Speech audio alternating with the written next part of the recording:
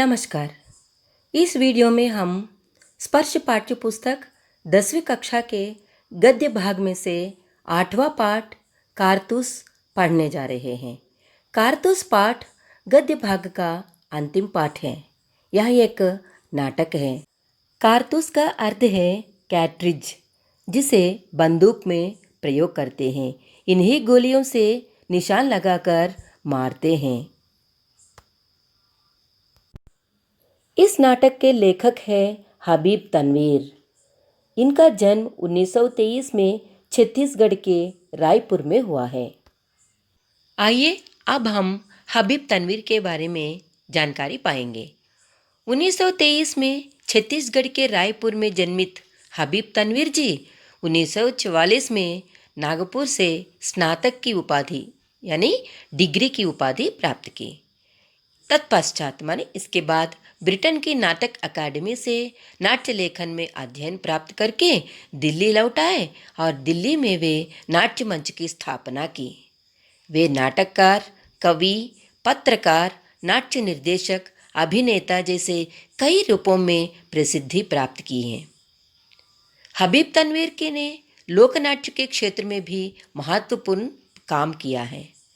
कई पुरस्कारों से फेलोशिप और पद्मश्री से सम्मानित हबीब तनवीर के प्रमुख नाटक हैं आगरा बाजार, चरणदास चोर, देख रहे हैं नैन, हिरमा की अमर कहानी।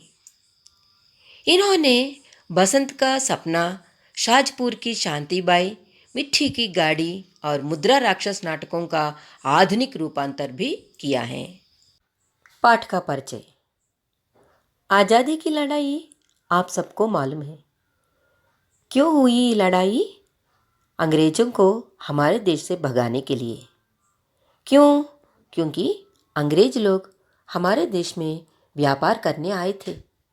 शुरू में वे ईस्ट इंडिया कंपनी के नाम से व्यापार भी शुरू किए थे और इस कंपनी के नाम पर वे धीरे धीरे हमारे रियासतों माने किंगडम्स के ऊपर कब्जा जमाना शुरू कर दिया।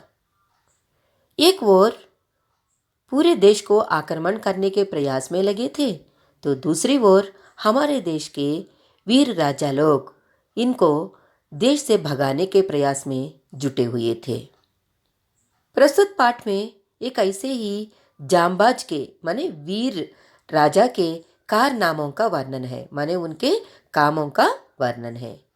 उनका एकमात्र लक्ष्य था अंग्रेजों को देश से बाहर करना, कंपनी के हुक्मरानों की नींद हराम करना, माने कंपनी के शासकों के नींद को उड़ाना और उनको डराना, क्योंकि वे बहुत दिलेर थे और निडर भी थे। उन्होंने शेर की गुफा के जैसे कंपनी की बटालियन के खेमे में पहुंच गया और कर्नल से कारतूस मांगकर ले गया था। बाद में कर्नल को इस विषय के बारे में दूसरों को बोल भी नहीं सका था। यह आप पाठ पढ़ने के बाद समझेंगे। आइए हम पाठ में जाएंगे। कारतूस एक नाटक है। इस नाटक के मुख्य पात्र हैं कर्नल कालिंज, लेफ्टिनेंट, सिपाही, सवार। और यह नाटक गोरखपुर के जंगलों में कर्नल कालिंज के खेमे का माने उनके जो डेरा है उसके अंदर के भाग से का नाटक की शुरुआत होती है। कारतूस पाठ के मुख्य अंश कुछ इस प्रकार हैं। अंग्रेजी शासन की ओर से कर्नल, लेफ्टिनेंट और सैनिकों का जंगल में डेरा डालकर रहना और वजीर अली को ढूंढना। उस समय कर्नल, लेफ्टिनेंट को वजीर अली के बारे में बताना।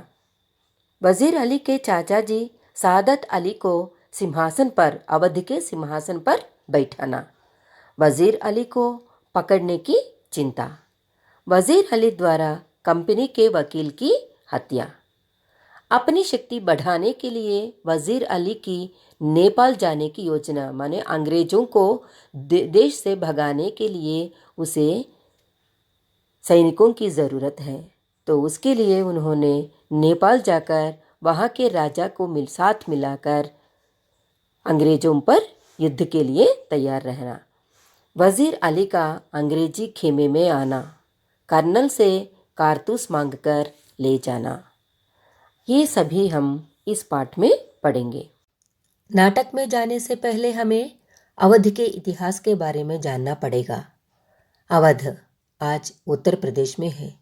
17वीं सदी में आसिफुद्दौला अवध के राजा थे। उनका भाई सादत अली। आसिफुद्दौला को बहुत दिनों तक बच्चे नहीं थे, कोई संतान न थी। तो सादत अली ने सोचा कि आसिफुद्दौला के बाद वही नवाब बनेगा। वह नवाबी के सपने देख रहे थे। इतने में आसिफुद्दौला को वजीर अली पैदा हुआ था। अब वजीर अली के पिताजी कौन है? आसिफुद्दौला। और वजीर अली के पैदाइश को सादत अली अपनी मौत समझा, क्योंकि उसके नवाबी के सपने टूट गए थे। वह उसे अपना दुश्मन समझने लगा। किसी तरीके से अवध का सिंहासन पाना चाहा था। गोरखपुर के जंगल में कर्नल कालिंज और लेफ्टिनेंट दोनों खेमा डालकर वजीर अली को ढूंढते फिरते हैं। उस समय लेफ्टिनेंट कहता है कि हफ्तों हो गए हम यहाँ खेमा डालकर, फिर सिपाही भी तंग आ गए हैं, लेकिन ये वजीर अली आदमी है या भूत, हाथ नहीं लगता। हाथ नहीं लगना मतलब वह पकड़ा नहीं जा रहा है। तब कर्नल कहता है, उसके अफसाने सुनने से हमें रॉबिन हुड के कारनामे याद आ जाते हैं। रॉबिन हुड एक साहसी वीर था। वह किसी को कहीं भी चकमा देने में माहिर था। उसी प्रकार वजीर अली भी साहसी, हिम्मती व वीर व्यक्ति था। वे अपने देश के रॉबिन हुड को वजीर अली से तुलना कर रहे हैं। बातों में लेफ्टिनेंट कर्नल से पूछता है कि ये सादत अली कौन है। सादत अली आसिफुद्दौला दोनों भाई हैं। आसिफुद्दौला वजीर अली के पिताजी। आसिफुद्दौला को बहुत दिनों तक बच्चे नहीं होने के कारण सादत अली ने सोचा अवध का सिंहासन उसे आ जाएगा, लेकिन बाद में वजीर अली पैदा होने पर उसके सपने टूट गए। मैंने पहले ही आपको बताया था एक कहानी के रूप में। तब वजीर अली के पैदाइश को उसने अपनी मौत समझ लिया है, इसलिए वह कोई चारा ना रहकर अंग्रेजों के साथ हाथ मिलाया और अंग्रेजों को अवध की आधी मुमलिकत माने संपत्ति दे दी। 10 लाख रुपये नकद के रूप में देकर वह सिंहासन को प्राप्त कर लिया। उस समय सादत अली को राजा बनाने के लिए, अवध का राजा बनाने के लिए अंग्रेजों ने वजीर अली को बनारस भेज दिया और बनारस में उसे राजा बनाकर सादत अली को अवध का सिंहासन दे दिया है। लेफ्टिनेंट कहता है कि वजीर अली अफगानिस्तान के बादशाह शाह जमा को हिंदुस्तान पर हमला करने की दावत मतलब आमंत्रण दे रहा है। तब कर्नल कहता है, अफगानिस्तान के हमले को दावत सबसे पहले टीपू सुल्तान ने दी है, फिर अब वजीर अली भी शाह जमा को हिंदुस्तान बुला रहा है और इनके साथ दिल्ली के शमशुद्दौला ने भी। शमशुद्दौला, लेफ्टिनेंट पूछता है कि ये शमशुद्दौला कौन है। तब कर्नल कहता है, नवाब बंगाल का निस्बती मतलब रिश्ता, जैसे कजिन, ऐसे भाई है वहाँ, और बहुत खतरनाक आदमी भी हैं। लेफ्टिनेंट कह रहा है, ये सब देखने से मुझे लग रहा है हिंदुस्तान में कंपनी के खिलाफ, कंपनी का अर्थ है ईस्ट इंडिया कंपनी के खिलाफ एक लहर दौड़ गई है। तब कर्नल कहता है, जी हाँ, ये कामयाब हो गई तो बक्सर और प्लासी के कारनामे धरे रह जाएंगे। माने बक्सर और प्लासी के युद्ध से भी यह बहुत बड़ा युद्ध बन जाएगा। लेफ्टिनेंट कहता है, वजीर अली की आज़ादी बहुत खतरनाक है, हमें किसी न किसी तरह इस आदमी को गिरफ्तार कर लेनी ही चाहिए। कर्नल ने कहा कि हम एक पूरी फौज लेकर उनके पीछे कर रहे हैं। बरसों से वे हमारे आंखों में धूल झोंक कर जंगलों में फिर रहा है, हाथ नहीं आ रहा है। उसके साथ कुछ जांबाज सिपाही भी है। चंद जांबाज मतलब कुछ वीर सिपाही भी उनके साथ है। मुट्ठी भर आदमी, इतना दमखम, माने देखने में एक ही आदमी है, लेकिन इतना ही साहस दिखा रहा है। तो लेफ्टिनेंट कहा कि सुना है वजीर अली जाति तौर से भी बहुत बहादुर आदमी है। हाँ, बहादुर आदमी ही है, इसलिए उन्होंने कंपनी के वकील को भी कत्ल कर दिया है। ये कत्ल का क्या किस्सा हुआ था, माने कत्ल की कहानी क्या है, ये पूछ रहा था। वजीर अली को पद से हटाने के बाद, अवध के सिंहासन से हटाने के बाद बनारस पहुंचा दिया है और उनको 3 लाख रुपया सालाना वजीफा मतलब कॉम्पेंसेशन के रूप में तय कर दिया है। कुछ महीनों के बाद गवर्नर जनरल ने उसे कलकत्ता तलब किया। वजीर अली को कलकत्ता बुलाने पर बहुत गुस्सा आया, तो उसने कंपनी के वकील के पास गया जो बनारस में ही रहता था। वकील ने वजीर अली की शिकायत की कोई परवाह नहीं की, उल्टा बुरा भला सुना दिया। वजीर अली को इतना गुस्सा आया कि उसने खंजर माने तलवार निकालकर वकील का कत्ल कर दिया, वकील को मार डाला।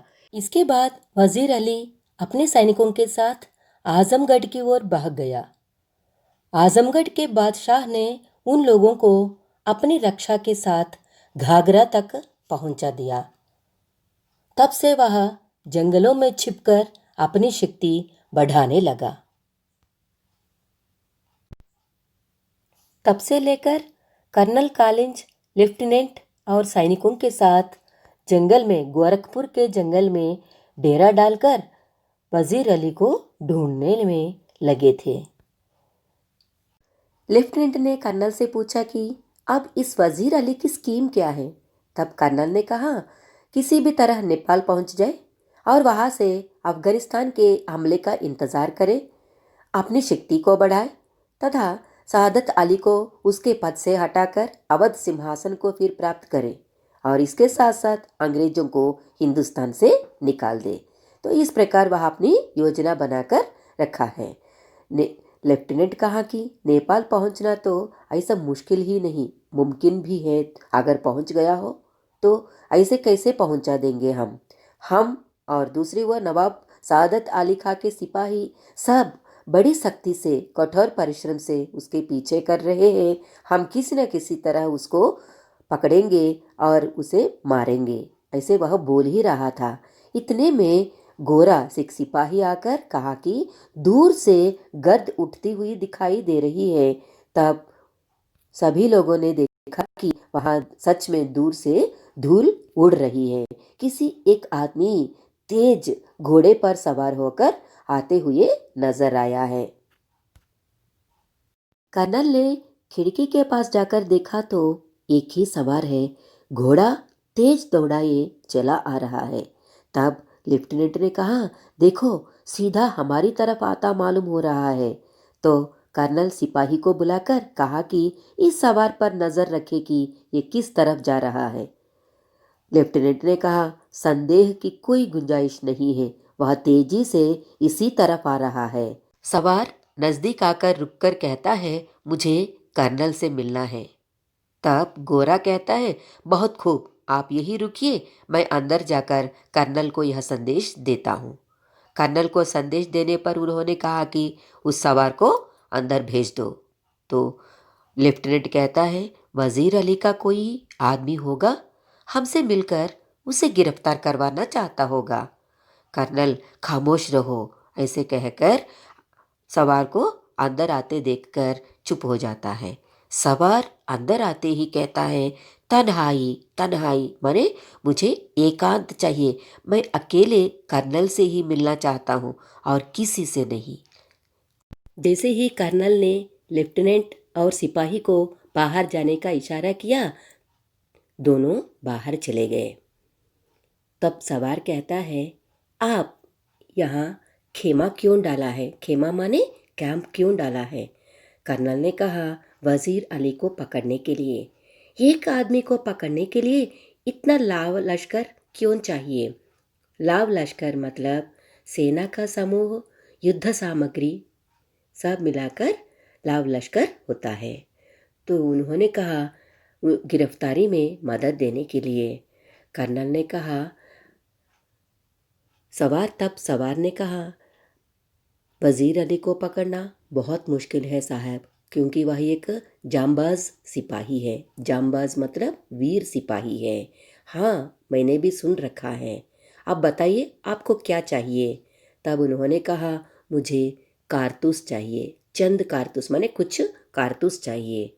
कर्नल, किसके लिए? कहता है, वजीर अली को गिरफ्तार करने के लिए। ये लो कारतूस कहकर सवार के सामने कर्नल 10 कारतूस रख देता है। कारतूस मतलब कैट्रिज, पीतल की एक नली है जिसमें गोली रखी जाती है। तो जाते समय कर्नल ने पूछा, आपका नाम क्या है? तब वह मुस्कुराते हुए कहा, मेरा नाम वजीर अली है। यह सुनकर कर्नल हक्का बक्का रह जाता है। जिस वजीर अली के लिए इतने महीनों से जंगल में खेमा डालकर बैठे हैं लोग, वही वजीर अली शेर की मानिंद में, शेर की गुफा में पहुंचकर उनको धोखा देकर उन्हीं से, माने कर्नल से कारतूस मांगकर ले गया और अपना रौब गालिब किया है। और कर्नल के मुंह से शब्द ही नहीं निकले हैं। वह हक्का बक्का खड़ा हुआ था। इतने में लेफ्टिनेंट अंदर आता है और पूछता है, कौन था वह? वह शत्रु है, अपराधी है। फिर भी उनके नाम भी नहीं बोल सका और दबी जबान से अपने ही अंदर वह उसके बारे में सोचते हुए ऊपर कहता है, एक जांबाज सिपाही। उसे मालूम है वजीर अली जिसके लिए हम इतने दिनों से रहे हैं, फिर भी उनके मुंह से शत्रु का नाम भी नहीं निकल पाया। और अंदर ही अंदर वह वजीर अली की साहस वीरता के बारे में वह सोचता दंग रह गया था। तो वही वजीर अली, जिस प्रकार कारतूस बहुत तेज है, उसी प्रकार कारतूस के जैसे वीरता दिखाने वाला वजीर अली है। इसीलिए इस नाटक का नाम रखा गया है कारतूस। धन्यवाद।